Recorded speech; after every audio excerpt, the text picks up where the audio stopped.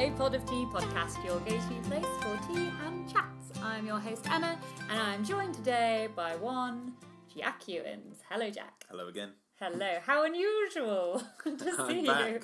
you. He's back Again. with a tea-based vengeance. He's here, and we are going to try a tea today and review it. And that tea is the Pukka tea. I do enjoy the Pukka teas. They're a good brand. Funny name. Pukka. Who is it? Who says that? Jamie Oliver, isn't it? He became famous for saying Pukka. Pukka. Yeah. Don't think it's meant to be the same. Is Pukka? it Pukka? I wonder if it means something. It must do. Of course it does. Pukka tea. Turmeric Active. Turmeric Active. Yes, an invigorating blend of finest organic turmeric, ginger, and galangal. Turmeric Active.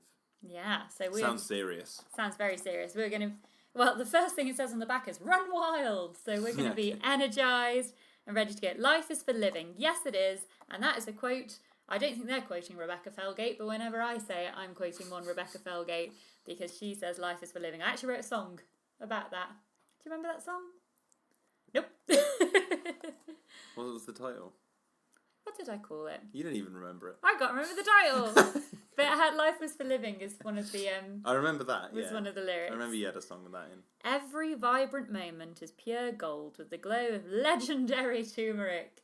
Now, turmeric is one of those spices that has got quite the reputation of being very good for you and very invigorating and all sorts of health benefits, some of which we should look up in a minute, I think. Feel your body pulse with the warmth of ginger, whilst our herbal champions, turmeric and galangal, support your every move. Say hello to running free and wild, in a golden blaze of organic glory. That is the best blurb for a tea I have read in a long time.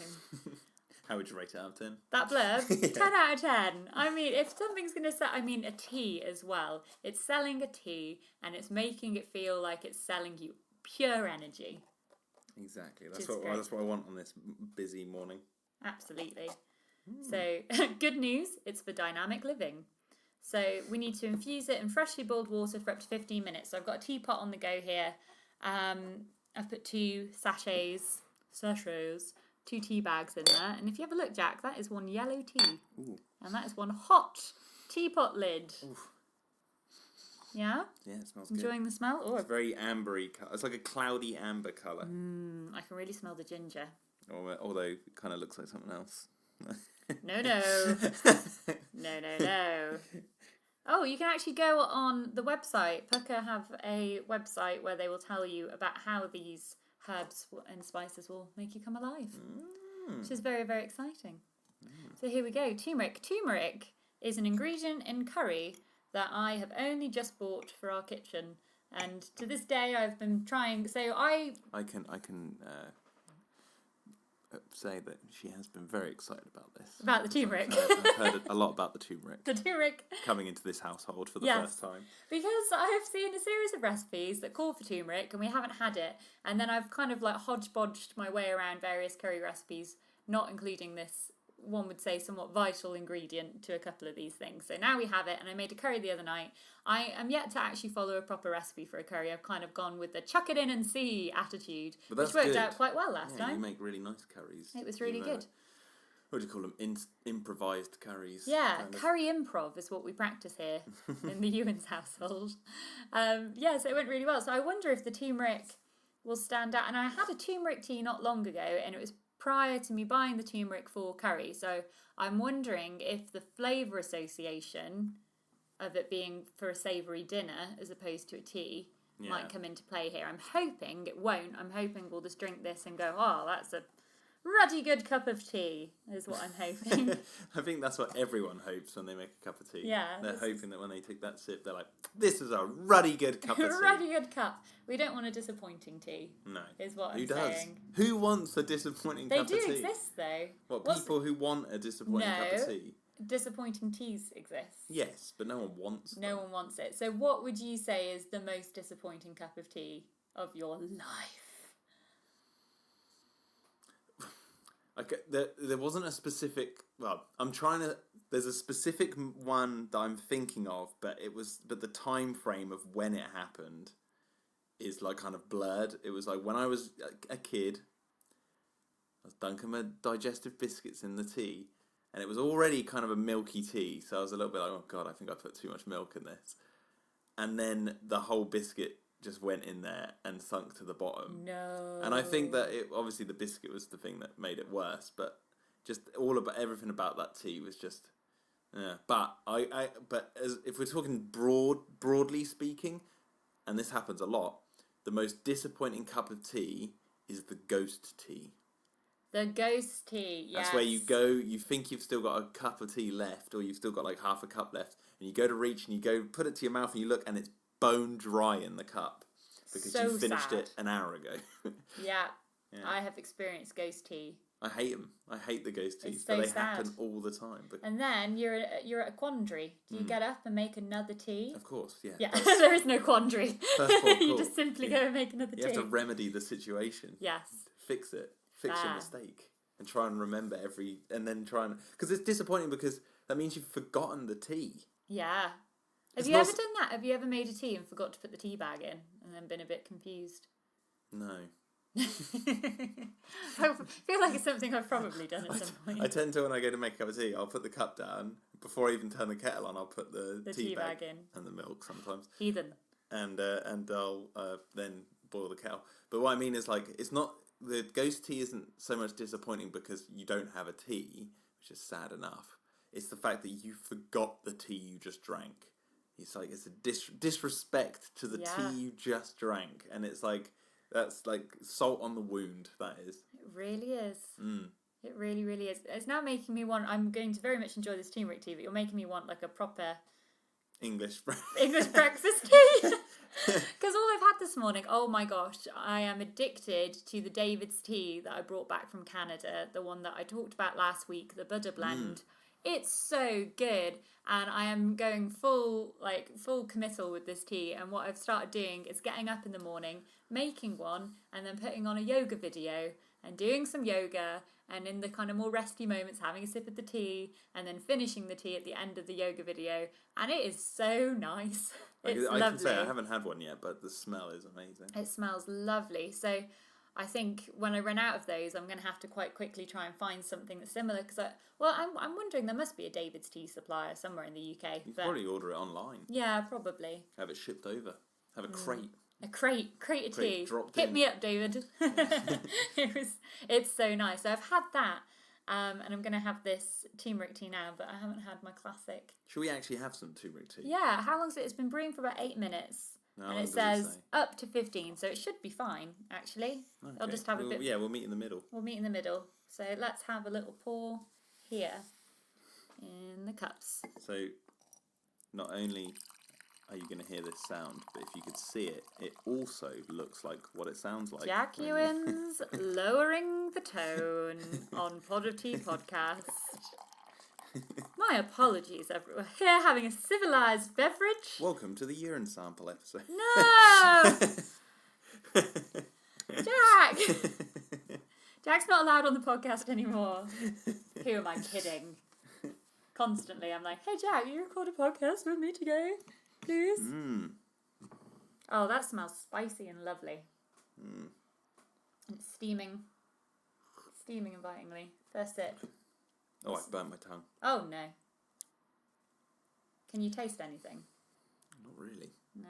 I wonder if maybe I was a bit too stingy with the amount of tea bags. That's all right. It's okay. You know what I'm going to do? Are you going to pop another... I'm going to take the tea bag, one of the tea bags out of the teapot and put it directly in your cup.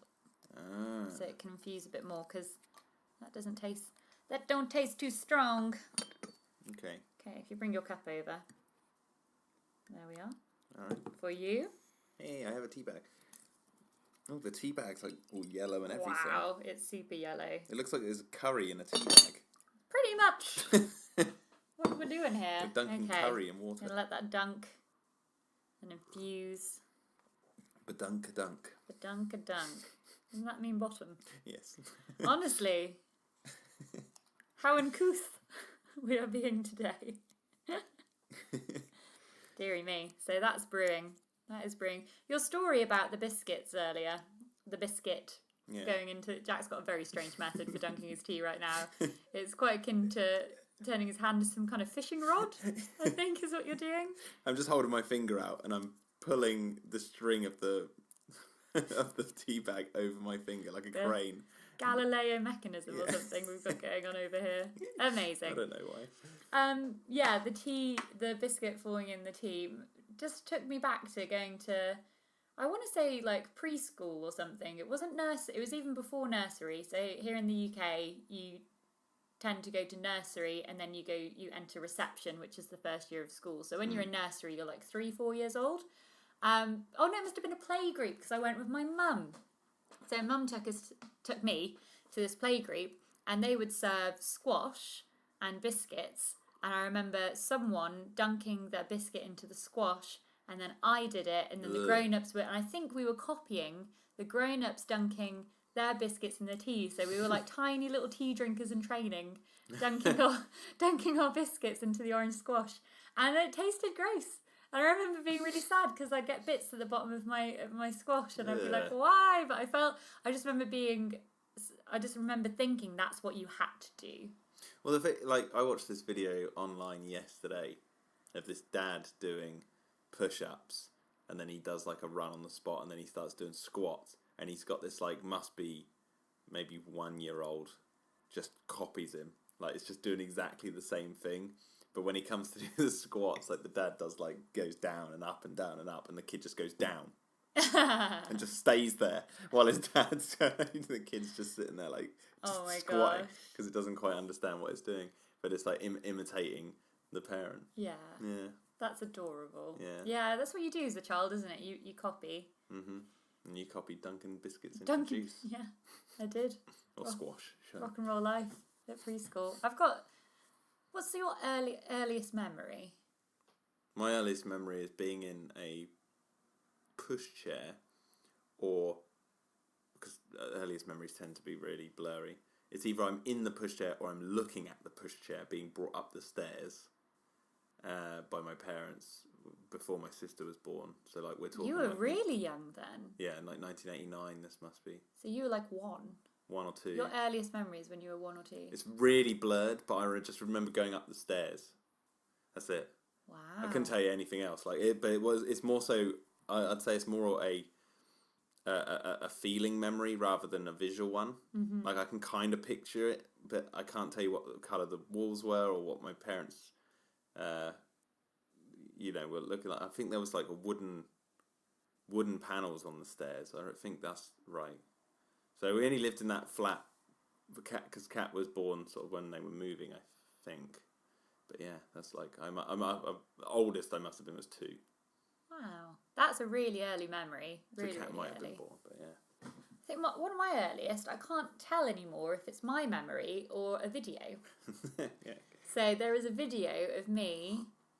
I don't even know how old I was. So I've got the preschool memory. So I must have been about 3 for that. I've got quite a few memories of nursery, but I've got this vivid memory of being stood at the top of the stairs holding a flag from McDonald's, and my dad was filming downstairs, and I think we'd just got the video camera, and I thought it was a normal camera. So he was wanting to film me doing stuff, and I just stood at the top of the stairs smiling. So there's this video of me holding this flag at the top of the stairs, like smiling. And then on the video, Dad's saying, "Do something, Emma." And I was coming down the stairs going, "You took the picture." Became really good. I just didn't grasp what was going on.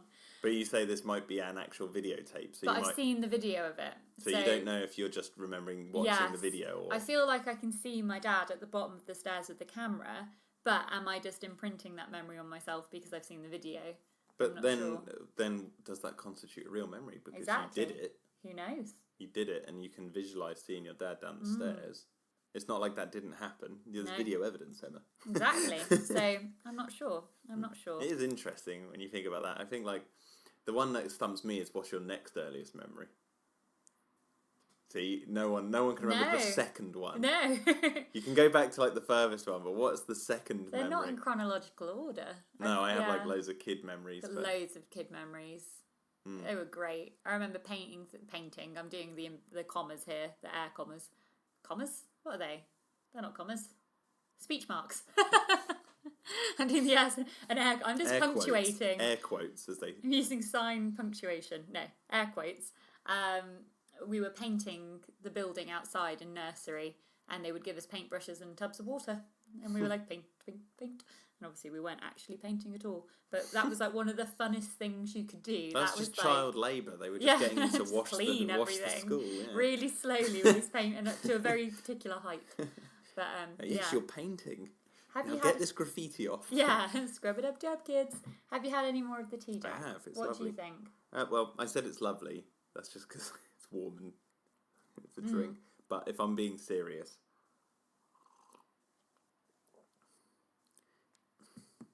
it's a bit bland. Bit black, you know? I'm with you. I can taste the spice. The ginger is very nice. It's not got any caffeine in it. So it's kind of like, there's a lot of ingredients going on here. Okay, can you taste all these things? Turmeric? I can taste the turmeric. I don't know if I know what turmeric tastes like. Right. Kind of warming, spicy. Ginger root, I can definitely taste the ginger. I can definitely taste the ginger, yeah. I have no idea what galangal root is. But I'm presuming we can taste it because there's 14% of it in this. And then it says licorice root, nettle leaf, burdock root, I can taste orange the nettle leaf. essential oil flavour, and tripala fruits. I can definitely taste something nettly in there. Like Yeah. a plant. So they don't seem to, in my mind, they're not coming through too strong for me, if I'm honest. No. I mean, as I get closer to the bag, obviously it's stronger. I mean, I really like it. I don't think I will enjoy the rest of this cup, but I don't think this is a tea that I would be like, oh, like how I have been with the David's tea, as aforementioned. Yeah. I don't think I'll be sat here really sad when it's gone. This is probably the worst tea I've had on this podcast so far. Wow. Well, up to now, every good. single tea has been a very positive review. Yeah, we have to be honest. I don't like not being positive about the tea, but the thing is that it's not. There'll be people out there who will drink this and be like, "This is lovely," but for me, it's like I know there's better out there. Absolutely. So I'm gonna look up the qualities of turmeric because I wonder if this is more of a tea. I have it already open. Oh, do you? I wonder if this is more of a tea that you drink to get these qualities than you would specifically for the taste. So here we go. What are we looking up? Is there a entomology, botanical description, uses? Oh, dye. So it's used as a dye. So there's a very good chance this teapot is going to be very yellow. And look at the tea bags. And the tea, yeah. They're already, that's what I meant by it looks like there's curry. It's also, it can make turmeric paper. Paper? Yeah, like people have drawn and painted on turmeric paper. There's Cordoba's new temple in Jujuri, where devotees, I'm reading off Wikipedia here, where devotees shower turmeric powder on each other. Look at that. There's like a picture of the festival. They're all throwing yellow turmeric powder on each other. You'd be sneezing. Good God. Okay. I've got some health benefits here, Jack. Apparently it's been used for over 2,500 years in India. But the health benefits have been slowly revealing themselves. Oh. I have something interesting about it. This is all... Apparently, it's very helpful if you have cancer. Well, this is all saying that. Eye health, Alzheimer's prevention. I don't know. Is this a reputable website? I'm not sure. I've clicked on the first one. What website is it? Anti-inflammatory healthdiaries.com. It's the first one that came up on Google. This hasn't been a thorough research, Jack. I clicked on the first thing I saw. Wow. Literally, it sounds like it's going to cure everything. Antibacterial, better sleep. Listen to this one, though. Okay. As turmeric and other spices are commonly sold by weight, the potential exists for powders of toxic, cheaper agents with a similar colour to be added, such as lead 2 and 4 oxide, giving turmeric an orange-red colour instead of its native gold yellow. Another common adulterant in turmeric, methanol yellow, known as acid yellow 36, is considered an illegal dye for use in foods by the British Food Standards Agency. Wow. So they are playing a fine game with this turmeric. They are. The black black market of turmeric is rife. Yeah. My friend Eleanor, she's the sister of my friend Charlotte, who I will hopefully get on this podcast soon. She is the lady, as aforementioned, who introduced me to tea. So I'll be arranging that very soon. She told me, Eleanor told me, because she struggles with flour and wheat. I know her boyfriend's certainly celiac, and I think Eleanor's like around there. There's a lot of herbs and spices that you get from the supermarket that she can't get because they add flour in them to bulk them up, which I think is cheating and very naughty. But yeah. I was just going to say the on your point a minute ago, that the claims that turmeric may help reduce inflammation remain unproven. As of 2017. So there you go. Don't put your money on that. Yeah, don't. You've got a swollen ankle. Yeah, turmeric might not be the. That's actually quite a good way of looking at this. It does taste sort of kind of like a medicinal. Yeah, I think you would get this tea if there was some qualities in turmeric that you thought were going to help you. If I had a stomachache, if I drank this, it probably the ginger probably distract me because I'd be like, my tea sucks. And I'd forget about my. It'd calm you down. Yeah, I can't. I'm not overly sold. Well, let me bring something positive up then. Let's change the subject. If I make this noise. What does that remind you of? Dark Crystal, Jack. Yeah. What did you think of the new Netflix series, Dark Crystal: Age of Resistance? I thought it was incredible. It was the most beautiful thing I've seen on television for a while. Yeah, agreed. Just the artistry in every single shot was on point. It was an amazing blend of practical and computer-generated effects and the story, everything about it was like just they hit it out of the park. The story was such a wonderful fantasy tale. It felt like a real fantasy story, like the ones that I really love, that aren't over dramatic. That there's some really understated moments in there, like when they were all singing around the fire.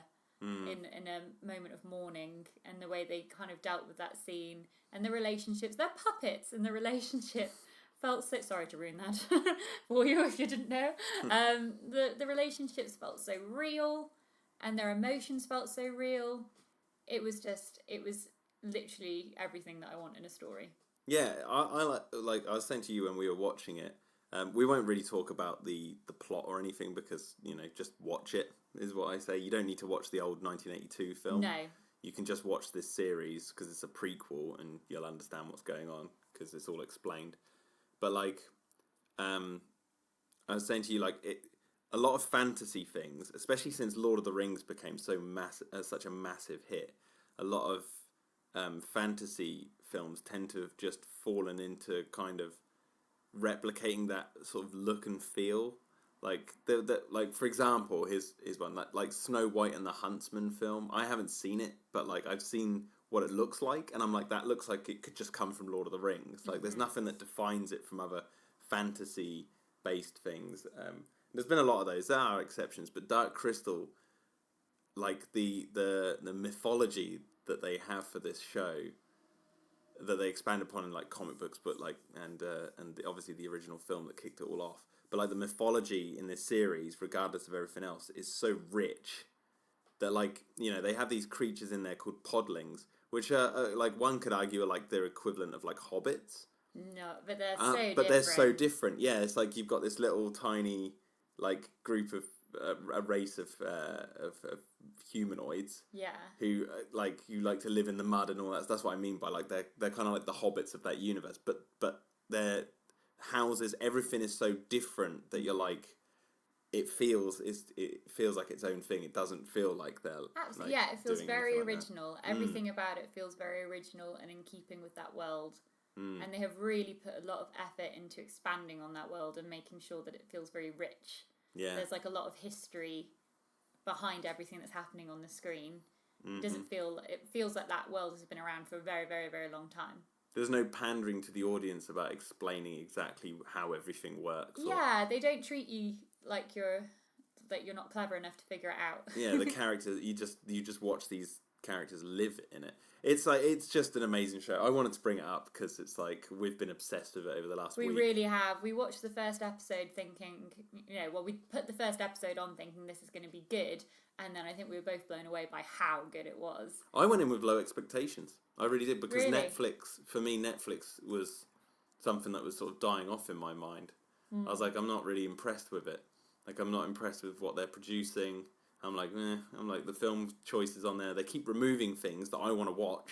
I put things on my list, so like when I come to watch a film, I'll sit down, I'll go through my list, and I'll pick what I want. But my list, every time I go on there's like 4 missing, and I'm like, what the heck it's like, it's really irritating. But obviously I understand that they have to, I guess they've got like a certain amount of space or whatever. Like, I don't really know how it works, but I can imagine there's any, or maybe the rights to stream it run out or something like that.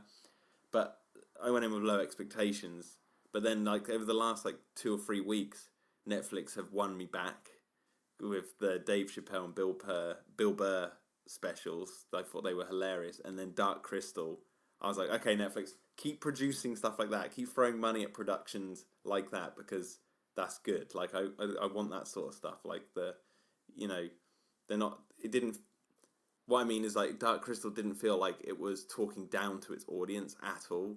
And even, like, to the kids who probably watch it. They say that in the making of it. Yeah, because it's very dark.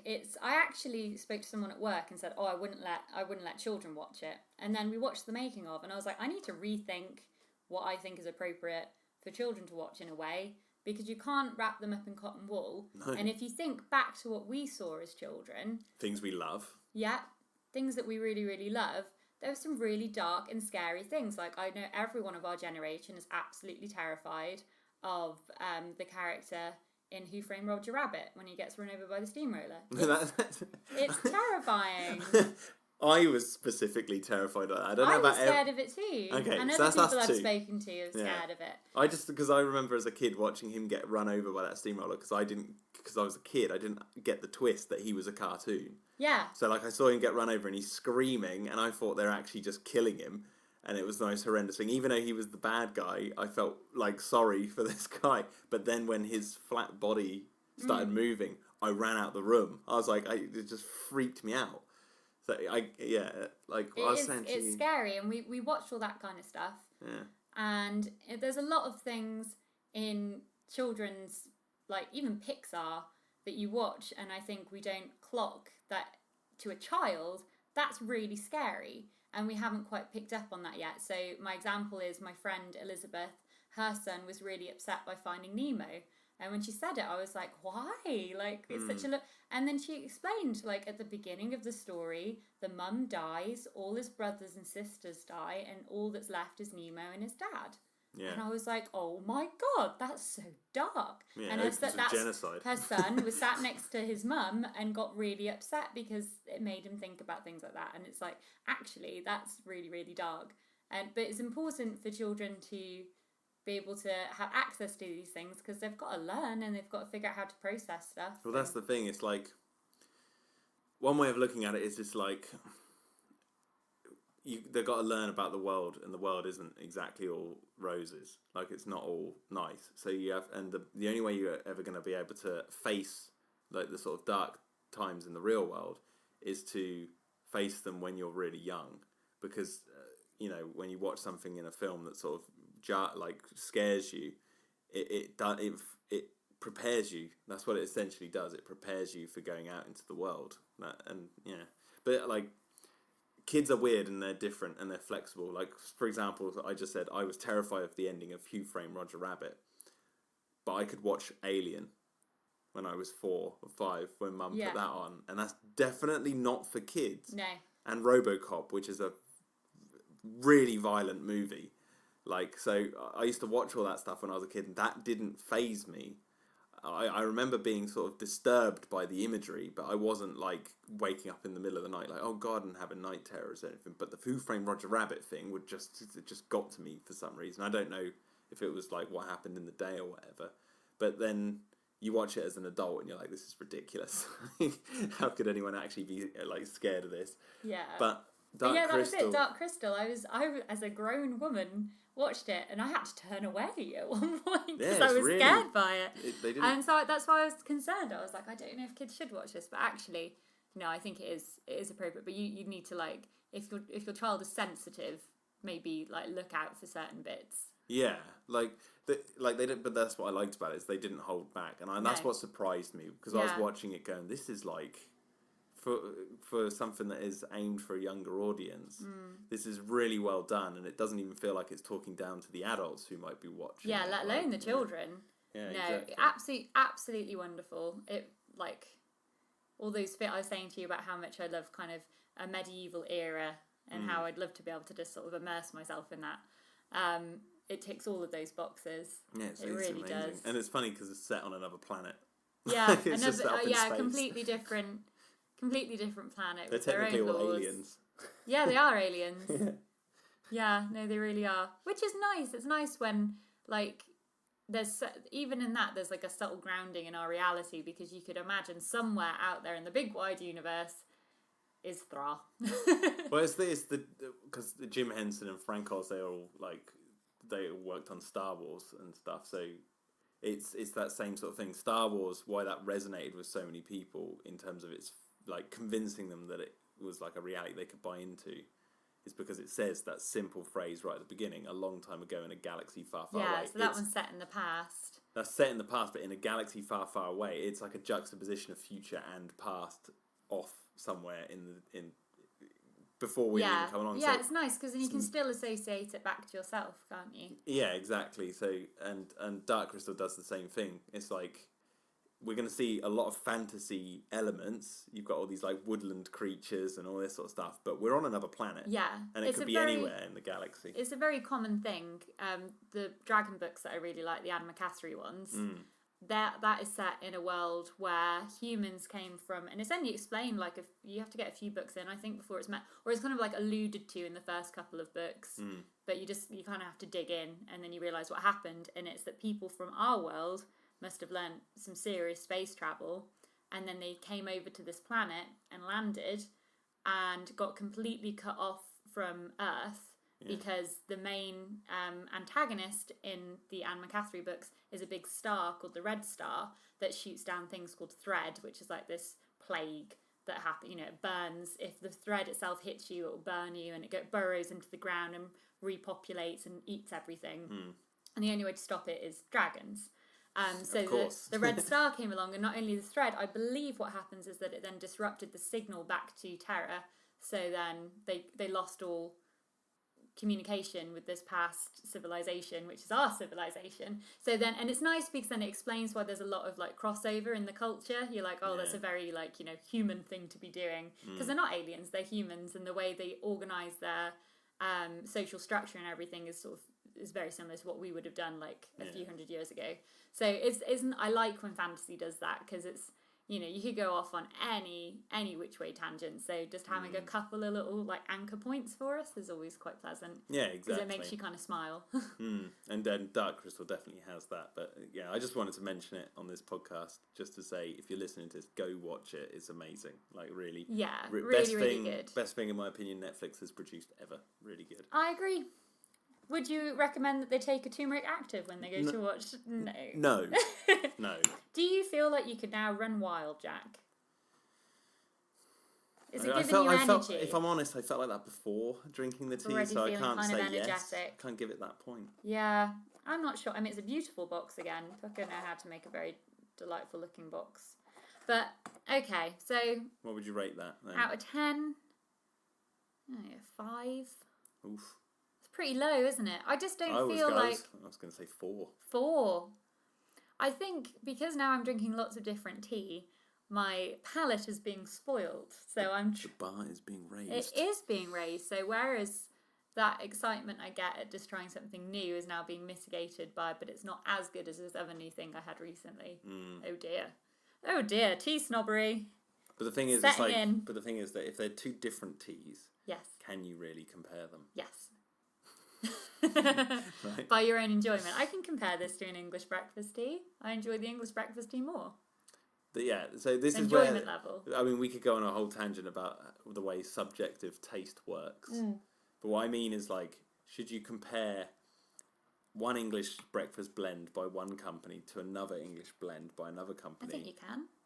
Yeah, I'm not saying you can't, but then I'm saying like you're comparing this tea today to David's tea, right? Yeah, pretty much, and all tea. But those teas are so wildly different in how they're made? Is it a fair comparison? I think so, because that's what reviewing is. Okay. You take a subject and you compare them to each other. I compare them too. And decide which one you think is better. But is it... No, but that's... Oh, I just hit the table. That's what I mean. Is it better, or are you saying which one is the one you'd prefer? For me, I think that means the same thing. I don't. Because I drink tea to enjoy it. And enjoy the taste. I don't know what other standard we would set it by. What if you wanted to mitigate a terrible ailment? An ailment? You might want to go for the turmeric. If I knew a bit more about turmeric, and if I had been told more of the properties and was feeling... unproven medical properties. And if I was feeling unwell and had that and that made me feel better, that might be a different scenario. I don't feel unwell right now. See, this is a long-standing debate, and obviously we could talk about this all day. But like in the Jurassic fandom, this is what I'm fascinated most by, is the psychology of why people choose to prefer something over something else. Like the way reviews work, it's like you can say this one's a better, but when you say which one do you prefer, some people like actually prefer to go for something that's technically not better because they like the experience of that thing more. Do you know what I'm trying to say? I think so. But I think for the it's a really complicated sort of subject to really I think dive for the into. Purpose of this podcast and what I've set out to do, I think it's comparing this tea to an English breakfast tea is quite on point. Yeah. Well, I'm the one who gave it 4 out of 10. Yeah. So, if you like turmeric, this might be the tea for you. We're not sure. Maybe you've tried this tea and you think it's amazing, or maybe you know some more properties of turmeric. I'm not sure. But do let me know if you disagree, because I love a debate. But there we are, Pukka Turmeric Active. So I'm going to find another weird and wonderful tea for us to try, or I might continue back on our tea master journey and get another tea like Assam that I'm not sure of.